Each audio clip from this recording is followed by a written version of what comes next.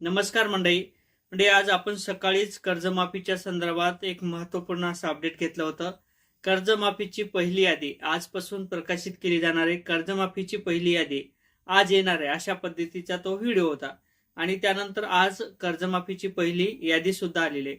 यामध्ये सुरुवातीला फक्त 553 शेतकरी पात्र करण्यात आलेले आणि काही जिल्ह्याची यादी सुद्धा आपल्याकडे उपलब्ध झालेली आहे. त्या जिल्ह्यातील हे शेतकरी असणार आहे.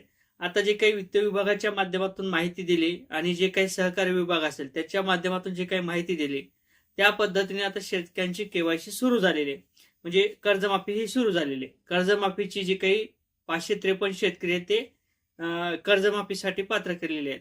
आणि यामध्ये जे काही मध्यवर्ती सहकारी बँका असतील, जिल्हा मध्यवर्ती बँका असतील, याची ही पहिली यादी असणार आहे.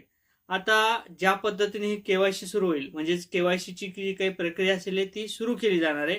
केवायसी लवकर सुरू केली जाणार आहे. आता ही केवायसी कशा पद्धतीने होणार आहे, शेतकऱ्यांना काय काम करायचंय, आणि जर आपल्याला ही कर्जमाफी मंजूर नसेल किंवा आपलं कर्जमाफीसाठी जर आपण पात्र असताना सुद्धा आपली कर्जमाफीसाठी जी काही रक्कम असेल ती कमी असेल, तर अशी शेतकऱ्यांनी काय केलं पाहिजे याची देखील माहिती आपण या व्हिडिओच्या माध्यमातून घेणार आहोत.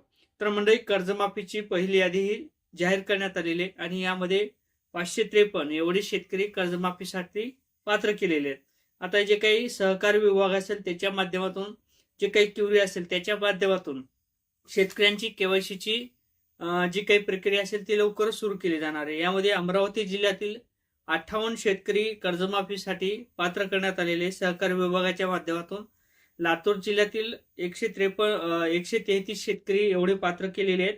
नागपूर जिल्ह्यातील फक्त 16 शेतकरी आहेत आणि पुणे जिल्ह्यातील 85 शेतकरी आहेत. त्याचबरोबर सातारा जिल्ह्यातील 38 एवढे शेतकरी पात्र करण्यात आलेले.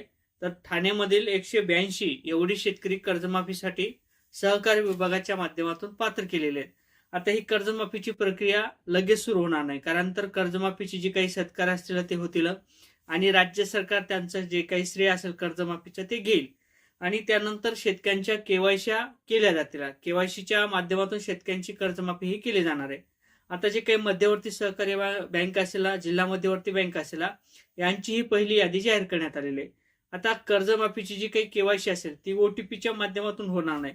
म्हणजे त्या ठिकाणी शेतकरी स्वतः हजर लागणार आहे, त्या शेतकऱ्यांचा थंब लागणार आहे, त्यानंतर केवायसी होईल. आता हे केवायसीचे जे काही याद्या असतील त्या आपल्याला कुठे बघायच्या आहेत? माई सेवा केंद्र या ठिकाणी ह्या याद्या उपलब्ध केल्या जाणार आहेत. फक्त माई सेवा केंद्र, जे काही अधिकृत माई सेवा केंद्र आहेत त्याच ठिकाणी ह्या याद्या उपलब्ध केल्या जाणार आहेत. मग ग्रामपंचायतचे जे काही माई सेवा केंद्र असतील त्या ठिकाणी थोड्याफार प्रमाणात केवायसी केल्या जाऊ शकतात, परंतु जे काही अधिकृत महसूल विभागाचे माई सेवा केंद्र आहेत त्या ठिकाणी ह्या याद्या उपलब्ध केल्या जाणार आहेत. आणि ही जी काही केवायसीची प्रक्रिया असेल ही लवकर सुरू केली जाणार आहे. यासाठी जे काही दुसरे शेतकरी असतील, म्हणजे दुसऱ्या टप्प्यातील जे काही शेतकरी असतील, तिसऱ्या टप्प्यातील जे काही शेतकरी असतील, अशा पद्धतीने काही टप्पे पाडले जातील आणि टप्पे पाडल्यानंतर शेतकऱ्यांच्या केवायसी केल्यानंतर शेतकऱ्यांच्या खात्यावरती जी काही रक्कम असेल ती जमा केली जाणार आहे आणि त्यानंतर शेतकऱ्यांना कर्जमाफी ही दिली जाणार आहे. आता जर तुमच्याकडे 2 लाख रुपयाच्या वरती कर्ज असेल तर ती सुरुवातीला रक्कम तुम्हाला वरची भरावी लागणार आहे. आणि जे काही शेतकरी असतील, ज्या शेतकऱ्यांचं थकीत 3 वर्ष कर्ज आहे, अशा शेतकऱ्यांना 2 लाख रुपयाची कर्जमाफी ही दिली जाणार आहे. आणि जर तुम्ही सतत 2 वर्ष किंवा 3 वर्ष बँकेचं कर्ज रेग्युलर भरलेलं असेल तर अशा शेतकऱ्यांना मात्र फक्त 50,000 रुपयावरती समाधान मानावं लागणार आहे. तेवढीच त्या शेतकऱ्यांना कर्जमाफीची रक्कम दिली जाणार आहे. अशा पद्धतीने ज्या काही केवायसीच्या याद्या उपलब्ध होतील, ज्या काही जिल्ह्याच्या याद्या उपलब्ध होतील, त्यानंतर आपल्या व्हिडिओच्या माध्यमातून नक्कीच चॅनलवरच्या माध्यमातून तुम्हाला माहिती दिली जाईल. चॅनलवर नवीन असाल तर मित्रांनो चॅनलला सबस्क्राईब करा. जय शिवराय.